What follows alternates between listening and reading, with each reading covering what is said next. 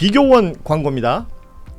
당연한 듯 한번 가입해놓고 계속 사용하시는 인터넷 TV 3년 이상 계속 사용하고 계시다면 비교원에서 갈아타시고 사은품도 챙기시기 바랍니다. 인터넷 TV 신규 가입 시 48만원, 휴대폰 구입 시 최대 50만원, 정수기 렌탈 시 최대 30만원, 최대 128만원의 혜택을 만나실 수가 있습니다. 여기에 인터넷 가입 후에 쓰던 휴대폰, 알뜰폰 그대로 통신사 변경만 하시면 최대 30만원 혜택이 있고요. 본인 가입 후에 추천을 통해서 지인이 가입을 한다면 한 사람당 4만원짜리 모바일 상품권 무제한으로 드리고 있습니다. 개인정보 보안도 철저히 있고요. 한 건의 보안사고도 없었습니다. 그리고 8억 이상의 보증보험에 가입돼 있는 비교원, 인터넷 TV, 휴대폰 정수기 비교는 비교원에서 포털에서 비교원 검색하셔서 상담 신청하시거나 전화 1670-2571을 통해서도 상담 신청이 가능합니다. 네, 여러분 반갑습니다. 한겨레 데일리 라이브 뉴스 다이브 시작합니다. 어서 오십시오. 고현준입니다. 반갑습니다. 자, 금요일에 함께하는 뉴스 다이브 오늘 이제 사실은 노장환 시간인데 네. 노가 아직 노 도착했습니다. 예, 도착이 아직 안 돼가지고 노쇼입니다. 예, 노쇼 노쇼 혼내줘야겠네. 아직까지는 예. 네. 장유미 변호사 나오셨습니다. 어서 오십시오. 안녕하세요. 반갑습니다. 예, 그리고 한겨레 21 김원 기자 함께합니다. 어서 오십시오. 네, 안녕하세요. 자, 이렇게 두 분과 먼저 이야기를 좀 나눠야 되고요. 축구 얘기는 장윤미 변호사는 축구를 보긴 보나요? 저는 우리 아이가 하는 축구 그 교실에 가서 보는 게 좀 유일하게 실전 관람을 한 거고 진짜 경기를 본다거나 한 적은 없고 그리고 TV로도 한일전 정도를 보는 이런 느낌의 사람 아시죠? 그런 사람입니다. 2000년 월드컵 때도 남들 응원가인데 째려보고 도서관에서 공부하고 막 이런 학생 아니에요? 그 정도로 이제 비호감 있는 사람 아닙니다. 저도 이게 주류에 편승합니다. 예. 네. 빨간 옷도 입고 아무튼 뭐 빗더레즈. 그 축구를 좋아하시는 분이든 그렇지 않든 월드컵에 대한 그 기대나 이런 것들은 또 있을 수가 있는데 2026 이 북중미 월드컵은 참 붐업이 안 된다. 예, 이 얘기를 많이 하고 있고 오늘 첫 경기인데도 모르겠어요. 잘 모르겠어요. 분위기가 약간 안 뜨는 분위기인데 근데 16년 만에 첫 경기를 이겼기 때문에 그렇죠. 전망 굉장히 밝아졌고 그리고 이제 여러분들은 큰 관심 없으실지 모르겠지만 이제 황금 세대의 마지막 시즌입니다. 더 이상 손흥민이 나오는 월드컵을 볼 수 없습니다. 아 근데 손흥민 선수는 마지막 아닐 수도 있다 뭐 이런 얘기를 하긴 하더라고. 욕심이죠. 예. 네. 뭐 저 오늘 경기를 했던 데가 이제 체코잖아요. 네. 체코의 그 가장 전성기 때 최고의 기량을 그 자랑했던 선수가 네드베드라는 그렇죠. 선수가 있습니다. 제 피파 온라인의 환타지 스타. 환타지 스타 중에 한 명인데 오늘 그 사람이 그 팀의 단장이더라고. 나이가 들면 이제 축구 선수들이 이제 나중에 이제 모습이 변하는데 살 많이 쪘더라고. 운동 활동량이 엄청났었는데. 그리고 수염도 묘하게 이렇게 길렀던데. 예, 아무튼 손흥민 선수의 오늘 경기 교체돼서 나올 때 약간 좀 짠하긴 하더라고. 그러니까요. 이 손흥민의 시대의 황혼 오늘 딱 보는 것 같아서 마음이 짠하더라고요. 그런 느낌도 있었습니다만 결국 우리 대표팀이 2대1로 체코를 이겼고요. 이 조별리그는 3경기이고 그중에 1승을 하면 큰 이변 없으면 토너먼트 32강 토너먼트에 갈 수 있을 것 같습니다. 왜냐하면 이번에 48개 나라가 나왔고 그리고 이제 마지막 경기 남아공이 비교적 우리가 해볼 만한 상대이기 때문에 오늘 체코를 이긴 경기력이면 충분히 해볼 수 있지 않을까. 예, 자 토너먼트까지 가서 쭉쭉쭉 올라갔으면 좋겠고 이번 월드컵에서는 그냥 일본 잘한다는 소리 많이 들리는데 한일전 중간에 한번 붙어가지고 확 이겼으면 좋겠어요. 16강에선가 붙지 않나요? 붙을 수도 있죠. 붙을 수도 있죠. 세진상. 예, 아무튼 뭐 그런 여러 가지 가능성이 있는 월드컵인데 좀 관심이 너무 없는 것 같아서 한번 이야기를 해봤습니다. 자, 오늘 나온 여론조사 내용들 좀 짚어볼 텐데 갤럽도 있었고 어제 MBS도 있었고요. 그 전에 또 KSOI도 여론조사가 요 며칠 연속으로 나오고 있습니다. 대통령 국정 지지율 갤럽 기준으로 57%, 지난 조사 대비해서 한 7%포인트 빠졌고요. 어제 NBS 전국 지표조사도 지난 조사보다는 직전 조사보다는 9%포인트가 빠진 수치들을 볼 수가 있었습니다. 결국 뭐 지방선거 이후에 대통령 지지율도 빠지고 있고 대통령도 그 자신의 X 계정에 관련 글 올리면서 뭐 유럽 순방 중임에도 불구하고 관련된 또 언급을 하기도 했었고요. 장윤미 변호사는 어떻게 봅니까? 이 지지율 하락 원인이랄까요? 뭐 이런 부분들. 일단 민주당이 이게 좀 뭐 절반의 성공이다, 뭐 절반의 실패다라고 하면서 묘한 어떻게 보면 뒷맛이 개운치 않은 이런 이 성적표를 6.3 지방선거로 받아들였으니까 그 연장선상에서 이뤄지는 어떤 여론조사나 이런 질문에 엄청 적극적으로 응하거나 하는 부분이 좀 덜 반영이 되는 부분이 있고 또 선거를 치열하게 치렀기 때문에 완전히 붙은 상태에서 거기에 대해서는 종전의 선거 이전에 좋은 지지율이 계속 지속되면서 나오기는 좀 어려운 국면이 단절이 한번 있었던 거고 그래서 그렇고 저는 진짜 이번 선거를 보면서 여론조사를 정말 있는 그대로 완전히 거기에 일희일비하진 말아야겠다라는 또 나름대로의 결론을 좀 내렸어요. 여론조사 전문가도 이 여론조사가 지표 반영이 아니라 거의 선거운동을 하는 수준이 됐던 것 같아서 좀 반성이 든다라고까지 말씀을 하실 정도여서 거기에 대해서는 그 추세를 한번 좀 지켜보겠습니다. 좋습니다. 김한 기자한테는 오늘 그걸 좀 여쭤보려고 그랬어요. 오늘 한겨레 일면을 네네. 보면 그 FGI라고 그러죠. 네. 포커스 그룹 인터뷰 네. 예, 심층 면접을 통해서 2030 세대들의 어떤 표심이 어떻게 움직였는가를 분석하는 기사가 있었는데 요 내용 한번 정리해 주시면 좋을 것 같습니다. 일단 뭐 민주당이 내세웠던 저희 뭐 시사방송들에서 많이 얘기했던 내란 심판이라는 구도에 2030들이 별로 이제 말하자면 공감하지 않았다. 이 부분이 좀 눈에 띄었고요.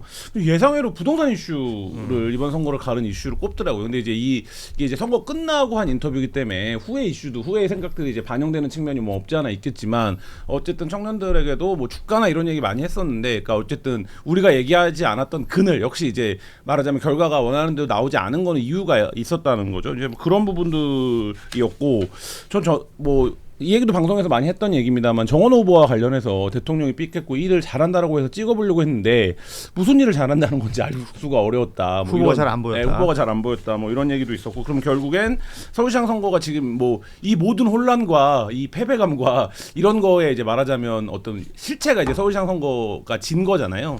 근데 이제 그 부분에 대해서 뭐 2030들이 비교적 이제 말하자면 객관적이고 합리적인 인식을 보여줬던 부분들이 좀 눈에 띄었고요. 주식시장 관련해서도 이게 이제 대통령 공이고 잘하고 있는 건 맞지만 뭐 이걸로 선거 때 이제 후보를 선택할 기준이 되지는 않았다. 뭐 이런 얘기들도 좀 나왔습니다. 그러니까 주식 장이 좋은 거는 다들 인정을 하더라고요. 네. 그런데 그 주식과 부동산을 분리해서 보는 것 같아요. 그 예를 들면 이제 부동산으로 인해서 서울시에 있는 젊은이들이 그 경기도권으로 밀려난다라는 생각을 한다라는 부분도 뭐 인상적인 문장이 하나 있었고, 그리고 대통령의 그것과 또 정당의 그것과 또 서울시장 후보로 나온 인물의 그것은 또 각각 다 다르게 판단을 하고 그것을 투표에 반영했다라는 부분들도 좀 체크가 되는 것 같고요. 맞습니다. 이게 참 민주당 입장에서는 해석하고 예. 분석해야 될 내용들이 많을 것 같아요. 맞아요. 그러니까 2030이 보수화됐다라는 거는 너무 게으른 평가라는 생각이 들어요. 왜냐하면 지금 2030 뭐 보수화라는 게 출구조사하면서 성별 그리고 연령 분석하면서 1차적으로 안 돼. 그게 지금 오류가 났다라는 거 아닙니까?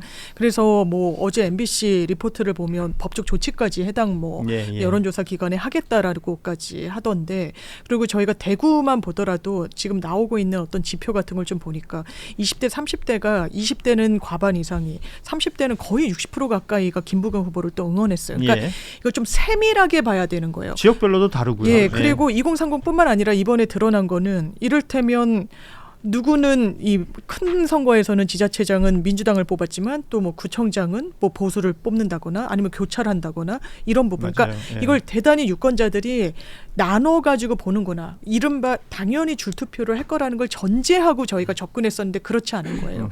굉장히 세심하게 각각의 이 선거마다 다른 판단을 유권자들이 하고 계시다. 거기에 대해서는 단순히 덩어리로 볼 게 아니다. 세밀한 정책과 어떤 기조로 이제 선거 캠페인도 해야 된다는 숙제가 민주당 앞에 놓인 것 같습니다. 2030을 복잡하게 읽어야 된다 뭐 이런 평가도 동의하는데 그거보다는 저는 민주당이 선거의 기본을 다 하지 못했다라는 게 2030도 그렇게 인식하고 있는 것 같아요. 왜냐하면 민주당에서 주요하게 캠페인을 기획하고 전략을 짜는 분들은 이번 선거의 구도가 내란 이후의 첫 선거 이걸로 생각을 했어요. 그거 외에 다른 요소들이 많이 개입하지 않을 거다.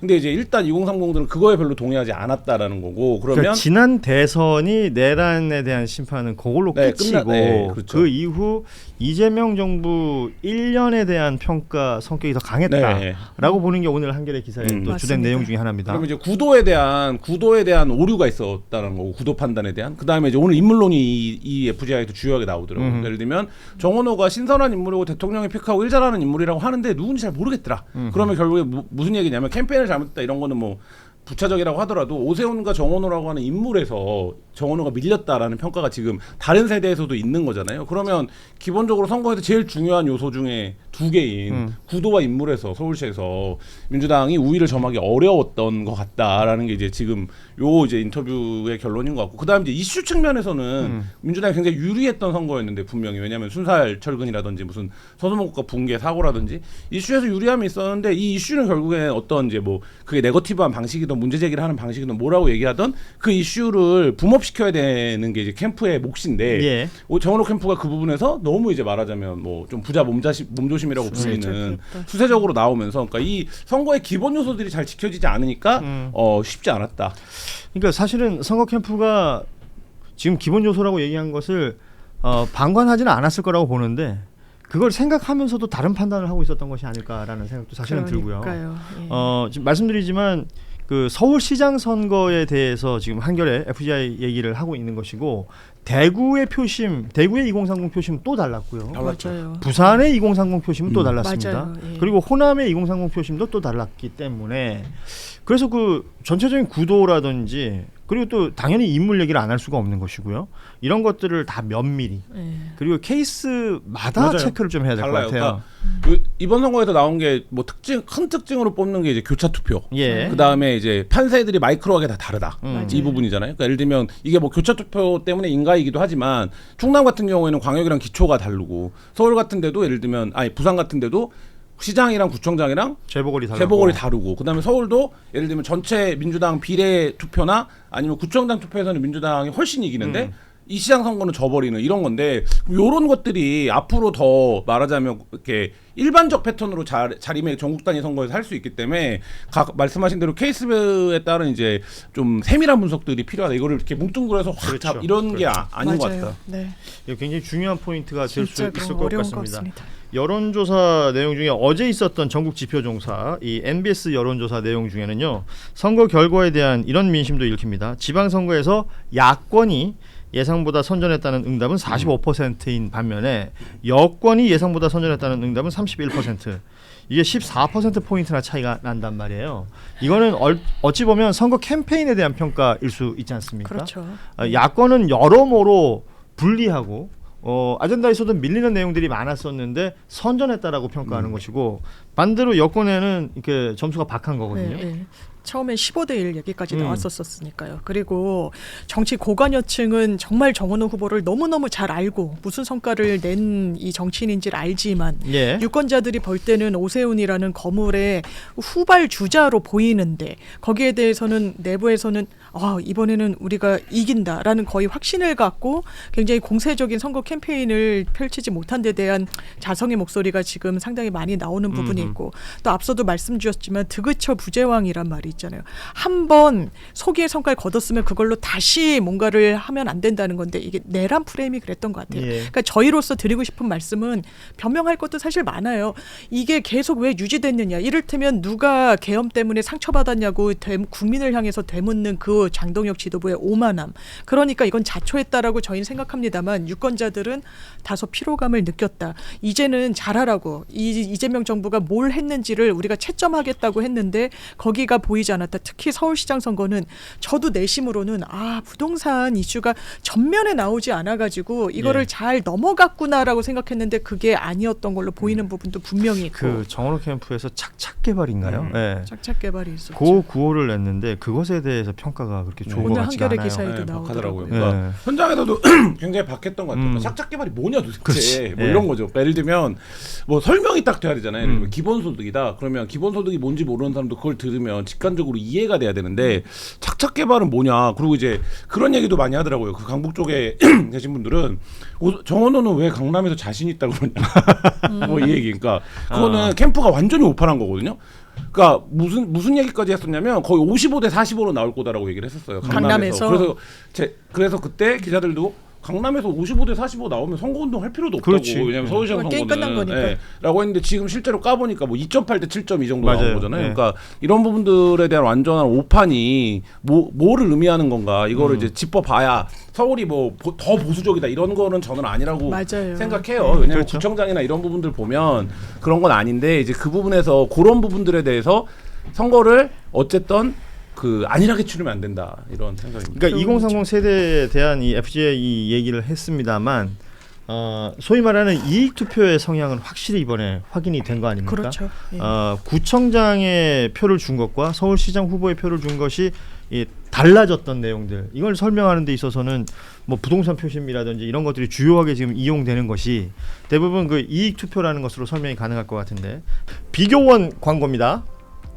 당연한 듯 한번 가입해놓고 계속 사용하시는 인터넷 TV 3년 이상 계속 사용하고 계시다면 비교원에서 갈아타시고 사은품도 챙기시기 바랍니다. 인터넷 TV 신규 가입 시 48만 원, 휴대폰 구입 시 최대 50만 원, 정수기 렌탈 시 최대 30만 원, 최대 128만 원의 혜택을 만나실 수가 있습니다. 여기에 인터넷 가입 후에 쓰던 휴대폰, 알뜰폰 그대로 통신사 변경만 하시면 최대 30만 원 혜택이 있고요. 본인 가입 후에 추천을 통해서 지인이 가입을 한다면 한 사람당 4만 원짜리 모바일 상품권 무제한으로 드리고 있습니다. 개인정보 보안도 철저히 있고요. 한 건의 보안 사고도 없었습니다. 그리고 8억 이상의 보증보험에 가입돼 있는 비교원, 인터넷 TV, 휴대폰 정수기 비교는 비교원에서 포털에서 비교원 검색하셔서 상담 신청하시거나 전화 1670-2571을 통해서도 상담 신청이 가능합니다.